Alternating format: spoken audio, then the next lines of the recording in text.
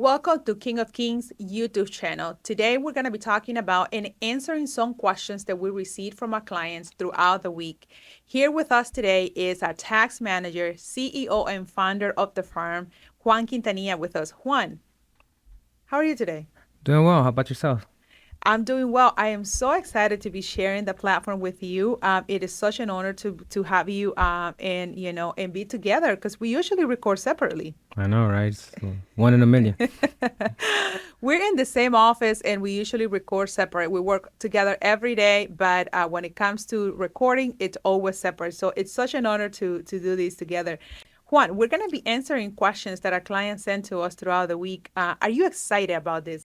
I am excited. This is our first time doing this, so I'm really excited to get to know what our clients are really wondering.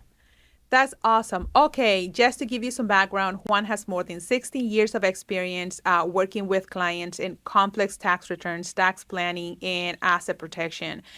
We help our clients go from, being a small entrepreneur to position their business for exiting and or succession plan. We are both certified exit plan advisors and we're here to help you grow. So today we're going to start by answering a couple of questions and we invite you to please subscribe and post your questions so that in one of these episodes we can be answering your questions. And if you need more information, we do have a live team that you can connect and schedule a free assessment 45-minute consultation where we will assess your scenario, your situation, and be able to answer your personalized questions. Should I be an LLC, S Corp, or C Corp? That's a great question. So an LLC is mainly set up for liability protection. The tax treatment's strictly going to depend on the type of election made. So an S Corp can help reduce self-employment tax when the profits are strong enough to justify payroll and compliance. Now, when it comes to a C Corp, those are usually formed for a specific situation. Normally, those will include certain benefits, investment strategies, or when there are multiple owners or investors. The only issue is that this can create a double taxation when the money is taken out for personal use. Also, one of the benefits that we see a lot of our clients take advantage here in our office is when they have medical insurance Mm-hmm. and they don't have an employer and they work for themselves, self-employed. So C Corp is one of those that gives them the benefit for the 280A, the accountable plan, where they can reimburse the medical insurance benefits. So Correct? having a C Corp, it's something that, can be evaluated one-on-one situation, right? Right. What is our next question, Juan? When does it make sense to become an S Corp? When does it make sense to become an S corporation, right? So typically when your business has consistent net profit, you do have to make sure that you have consistent profits from your business. Sometimes we have revenue, we have sales, but we don't have profits because we have a lot of expenses going on in our business. And I've that's seen that a something lot. that we have to take into consideration, right? Right. If your expenses are high and you cannot pay yourself a reasonable salary, remember you do have to pay yourself with a W-2. So you're gonna Mm, have that subscription fee for a payroll processing software. okay. And in addition to that, you're gonna have the withholding taxes that you will have to pay for self-employment taxes. So these goes in payroll taxes, right? Which Mm-hmm. is a total of 7.65% of your payroll on the employee side and 7.65 on the employer side that you have to take into consideration. You do have to have clean books. So if your business is a startup business and you don't have consistent profits, then we can reevaluate if it is beneficial to stay as an LLC and then transfer or elect to be an S corp. Okay, perfect. I like that. And that goes on into our next question. When does it make sense to become an S Corp? At what profit level now that we've learned that it's not on revenue, it's on profit? What would you say, Juan?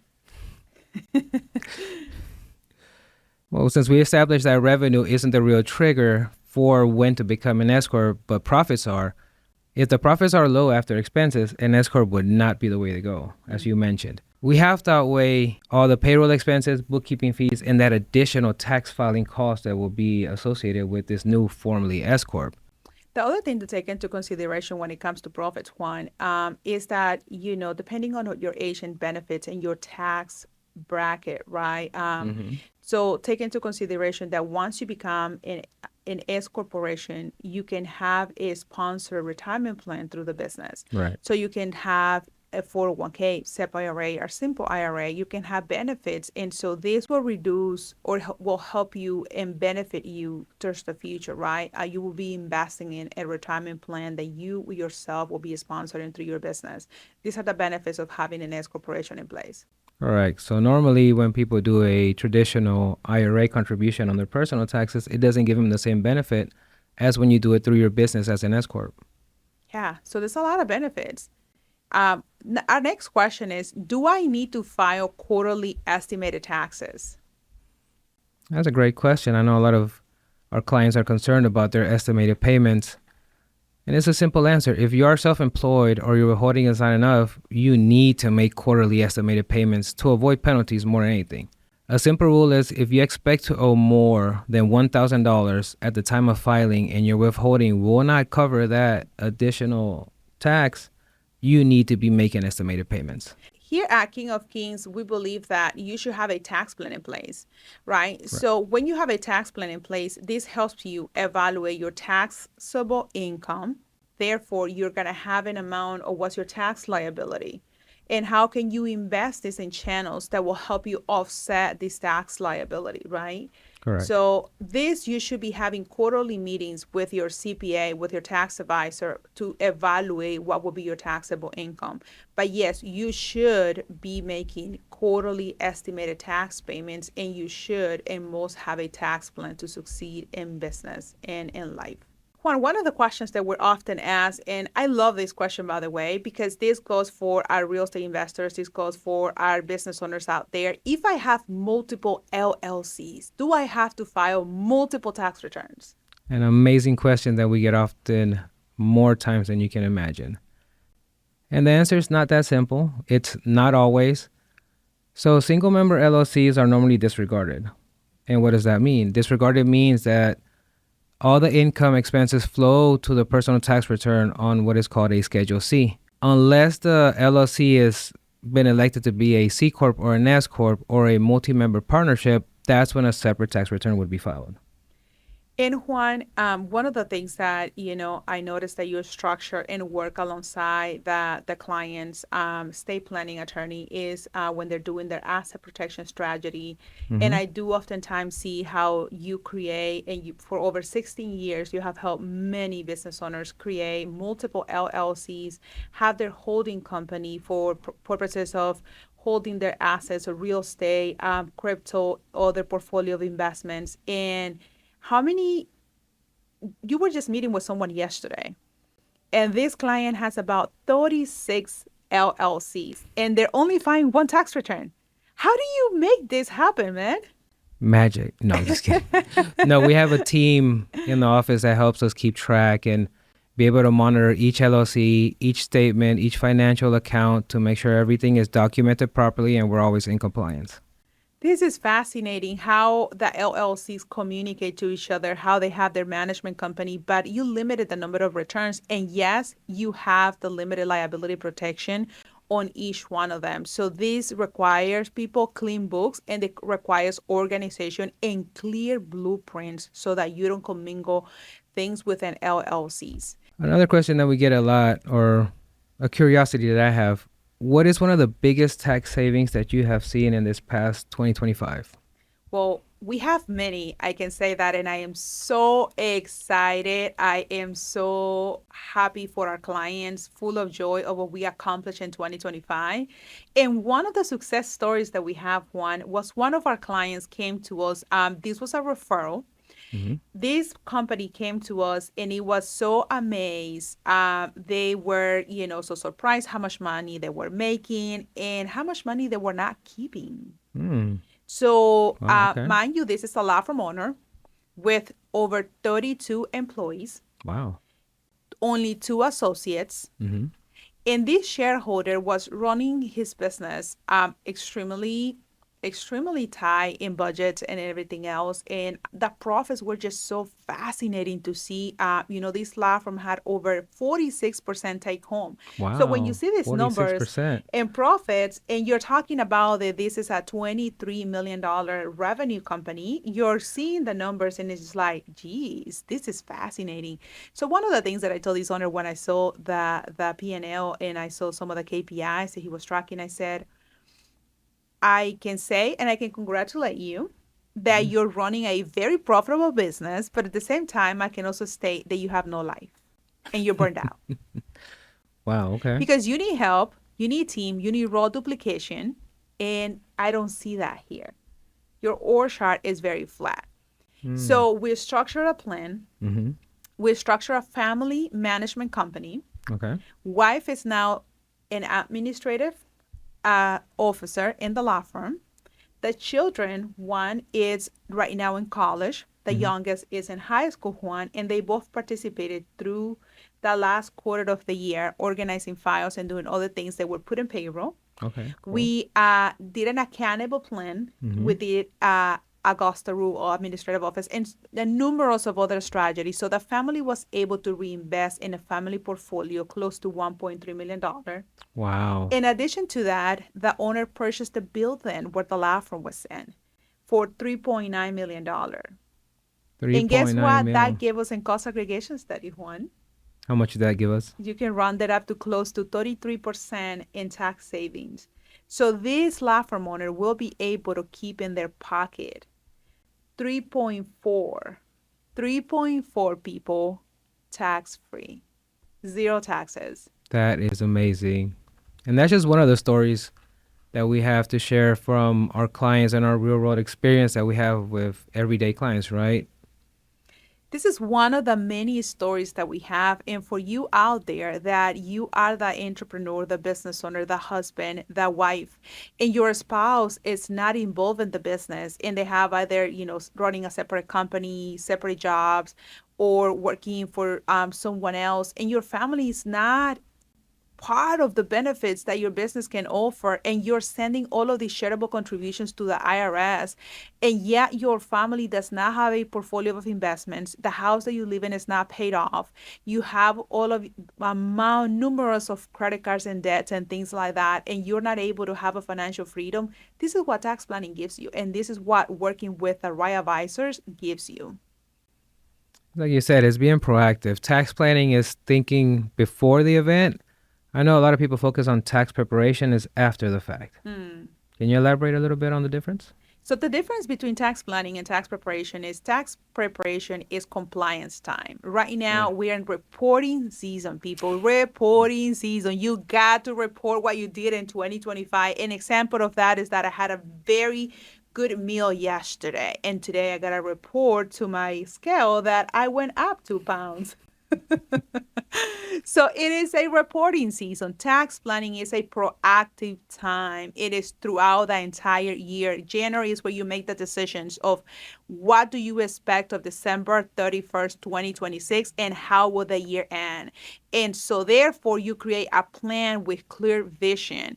And with that in mind, we create an investment portfolio. Okay, Where are you perfect. going to allocate your money that is going to compound and continue to grow, and you will be able to write it off in your income tax returns? The same way we have many stories of success with our clients, what would you say are some of the challenges that we face or as a firm trying to get our clients to understand what tax planning is and understand the purpose behind it? One of the challenges we have is mental. Right? When you have a plan in place, projection, when you have a vision, when you as business owner already know this is a mental battle, this is not winning, this is staying in the game, and Mm. this is being consistent on a day-to-day basis. Sometimes we create the plans for the clients, but they don't follow through in the implementation process. And this is why at King of Kings, we have set up the right team, the right processes, and the right systems that will help us stay accountable of what we decide that we're going to do, not only for the work that we'll deliver for you, but the work that you have to do for you and your family. Because if we decide that we're going to buy a building in 2026, and December comes about and you didn't do anything throughout the year to actually make this happen, Mm-hmm. then we fail, right? So I think the challenges is mental. When it comes to our team, we have to stay up to the current laws. We had the big beautiful bill, right, that happened Mm-hmm. last year, and those Correct. we're seeing right now in reporting season. All of the changes, and many of you will be affected, and many of you will be benefited by these changes. 100%. So, Mm-hmm. this is what tax planning does. Challenges, like I said, invest in 2026 in self growth. And going on that, like you said, it's being proactive, having the right system, being accountable to the advisor. Tax planning is like going to the gym, getting a workout regimen, getting a diet, and sticking to it. I know a lot of people will go to the gym, get a personal trainer, or they go online, download a free meal prep, and never do it. It's not the same. Mm. So good. So I think Juan is saying that because I've been saying I was gonna go to the gym since last year, people, and and we're still Uh here oh. in 2026. So I think it's 2026 is part of my goals. Speaking of 2026, what do you expect of 2026? Where do you see the industry? Where do you see the economy? Or what shifts do you see coming ahead? 2026, as a firm, we believe that it's a year of abundance. It's a year Mm-hmm. where we have to make decisions. It's a year where we have to be intentional and focused on what we want and how do we want to accomplish what we want. So everyone has a vision, either personal, financial, and or business, and you have to be clear on your visions. I oftentimes go over this with clients where they set up their business plans, but yet there's no personal plan in place. I've And seen that that's a when lot. you fail. Mm-hmm. Because if we're planning that we're going to grow our business by 20, 40, 60%, what's happening with my personal life? Good question. Am I being intentional, and am I being focused, and am I being invested in my business while I'm in my business, or am I distracted? Am I being intentional? Am I being invested? And am I taking care of my personal time so that I can as well take care of my personal life and my family and those around me? So 2026 is a year of abundance, but it's also a year that will demand for your attention. Mm-hmm. And let me put it to you this way. This is how 2027 looks like. You're going to be asleep and you're going to be disrupted with so many noises, so much noises. Mm-hmm. I can see that. If you're not prepared and you don't prepare your business and you don't atomize your processes and you don't simplify what you're doing in your business and everything remains as it is, it will be very dangerous in 2027 and 2028 and forward. Mm. So, with so much technology, AI, and everything that is happening right now, in all of the tax changes in the code, all of the law changes that we're having currently, and how the business is moving so fast, 2026 is the year where you have to position yourself. Mm. Correct. You have to invest the time in your business and you have to make sure that you're simplifying your processes. So 2026 is a year of abundance, but it's also a year where we strongly believe as a firm that less is more. Would you like to elaborate a little bit on that, Juan? I believe, like you said, less is more. There you have it. Less is more. Correct. So, our next and last question from our audience today is: what's the difference between a write off and a deduction, and can I actually take? That is another great question. So, what is a deduction? A deduction, by IRS definition, is something that is ordinary and necessary for business purposes. Ordinary and necessary is just what it means, right? Anything that is necessary for your business to function and make a profit or generate revenue. So, Juan, is my cell phone ordinary and necessary for business purposes? If you're taking business calls, scheduling your calendar, or any other business function, then yes, it would be necessary for business operations. Is this podcast studio ordinary and necessary? I would say so. Because we're answering your questions, right? Right. We're answering clients' questions and we get to communicate with you online. So from this studio, it is ordinary necessary because we're making business, right? We're making deals from here. And when you do something, most of the time people say write off. Write off is a slang language. It is actually a deduction. What is a deduction from a business? What is business versus personal? And that's what you have to have the difference between the two. So we're looking forward to have and receive more of your questions to so that we can continue to answer on this channel, and please connect and stay tuned, and we'll be posting a lot more valuable content in the next few days. Juan, any words you want to say? Get your advice from a trusted source. I know there's a lot of fake content out there saying buy this, do that, deduct this. Don't get yourself in trouble. Come to someone who specializes in tax advisory and will give you the right advice. Thank you. Stay tuned.